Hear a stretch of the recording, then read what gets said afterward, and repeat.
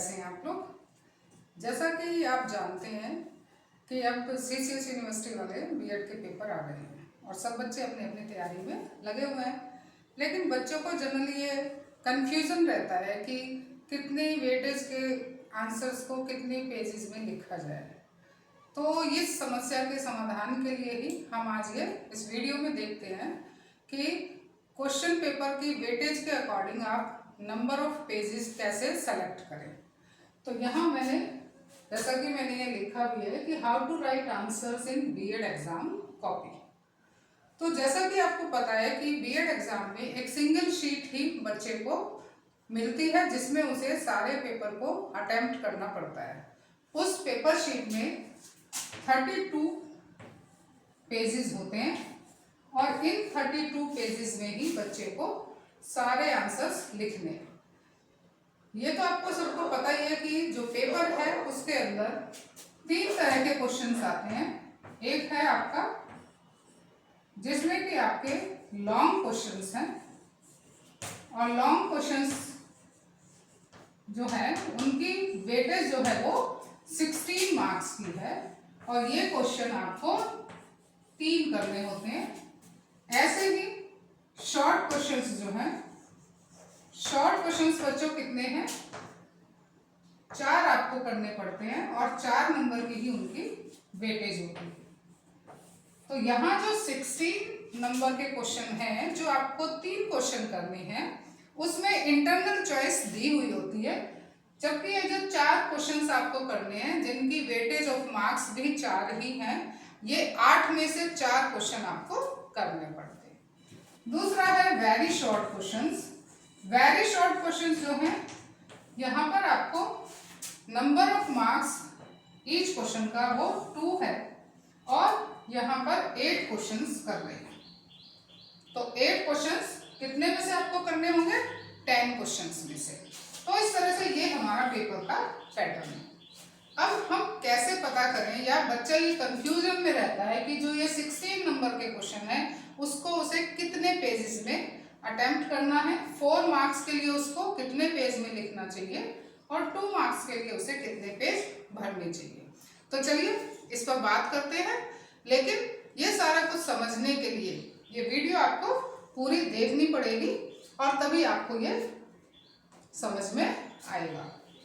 तो यहाँ हम बात करते हैं लॉन्ग, शॉर्ट और वेरी शॉर्ट। तो सबसे पहले मैं ये सजेस्ट करूँगी कि अगर आपको सब क्वेश्चन पेपर अटेम्प्ट करना है तो सबसे पहले आप वेरी शॉर्ट क्वेश्चंस को अटेम्प्ट करिए जिनकी वेटेज 2 है और इसमें से आपको 8 क्वेश्चंस करने हैं। तो यहाँ पर हम सबसे पहले इन्हें अटेम्प्ट करेंगे और क्योंकि इनकी वेटेज 2 है और 8 क्वेश्चंस हैं तो यहाँ पर एक क्वेश्चन के लिए एक पेज बहुत ज़्यादा है, यानी मोर देन एनफ है। तो इस तरह से 8 पेजेस हम इसमें कंज्यूम कर सकते हैं। यहाँ ये ऐसा नहीं है कि आपको पूरा एक पेज में ही लिखना है। अगर मान लीजिए पेपर में आपसे ये पूछा है कि आईसीटी की फुल फॉर्म लिखो, तो वहाँ आप एक पेज कैसे भर देंगे, वहाँ केवल आप 2 लाइन में ही उसकी फुल फॉर्म को लिख पाएंगे। तो इस तरह से ये पेजेस में से 8 पेज में से हो सकता है आपका जो क्वेश्चन है वो 6 पेज में ही खत्म हो जाए, हो सकता है आपके 5 पेजेस में खत्म हो जाए, क्योंकि वेरी शॉर्ट में फिलअप्स भी आ सकता है, आपके 1 वर्ड आंसर्स भी आ सकते हैं या कोई शॉर्ट नोट में भी आ सकता है। अब बात करते हैं शॉर्ट क्वेश्चंस की, जिसमें से आपको 4 अटेम्प्ट करने हैं और एक क्वेश्चन की मार्किंग वैल्यू क्या है, 4 मार्क्स है। तो 4 मार्क्स के क्वेश्चन को करने के लिए आपको 2 पेज सफिशिएंट है।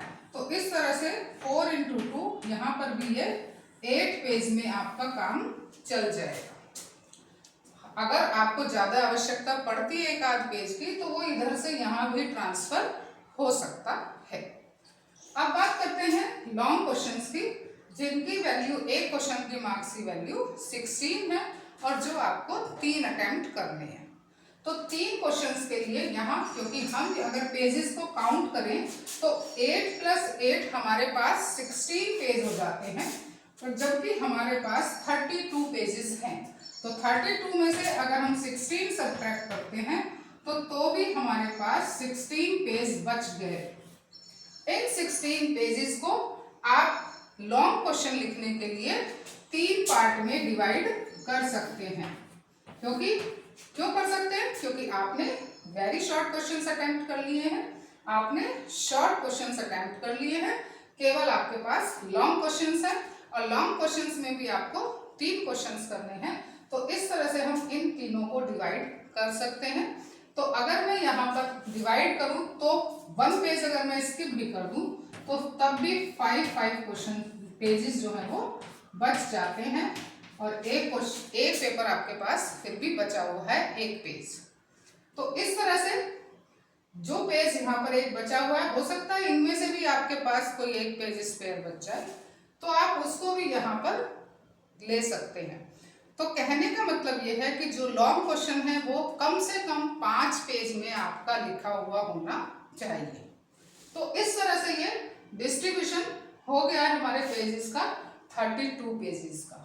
मे भी हो सकता है यहाँ पर 32 और 40 के बीच में आपकी कॉपी के कहीं पेज हों, कुछ बढ़ भी गए हों, बट 32 तो मिनिमम पेज होंगे ही। अब ये तो हमारा हो गया कि अकॉर्डिंग टू द मार्क्स हम पेजेस को किस तरह से डिवाइड कर रहे हैं।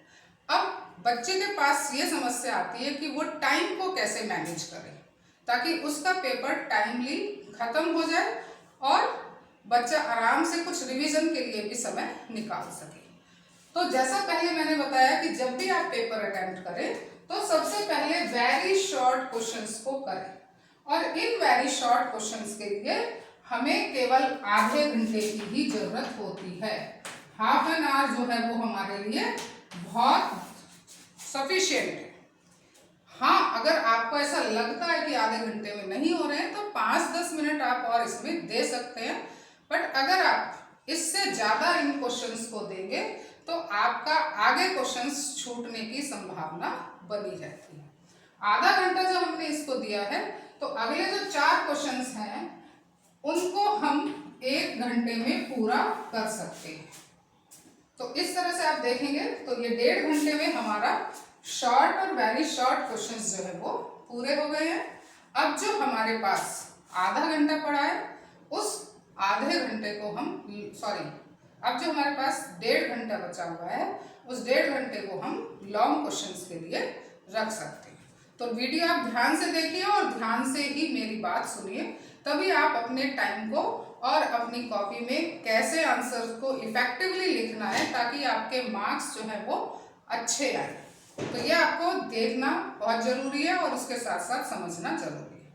तो हाफ एन आवर हमने यहाँ लगाया है, 1 आवर हमने यहाँ लगाया है, 3 घंटे का क्वेश्चन होता है क्वेश्चन पेपर, तो 3 घंटे में से 1.5 घंटा हम यहाँ पर स्पेयर कर चुके हैं।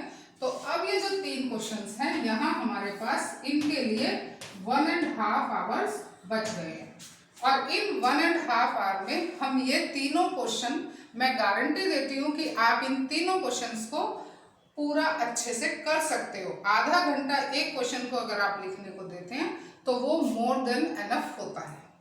अब ये क्वेश्चन को लिखने के लिए मोर देन एनफ जो मैं कह रही हूँ वो कैसे आप कर सकते हो। कई बार ऐसा होता है कि क्वेश्चन आते हुए भी हम ठीक तरह से उसको लिख नहीं पाते हैं, तो कौन सा पैटर्न हम अपनाएं जिससे कि हम क्वेश्चन का आंसर भी इफेक्टिवली दे सकें।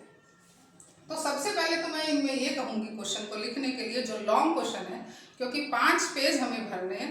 कई बार ऐसा होता है कि हमें क्वेश्चन याद है, सब कुछ हमारा सही है, तो हम लिखने में हमें कोई झिझक नहीं होती है। लेकिन जिन बच्चों को थोड़ा बहुत क्वेश्चन याद है और कुछ उनकी मेमोरी से गायब हो चुका है तो उन्हें 5 पेज भरने बहुत मुश्किल हो जाते हैं।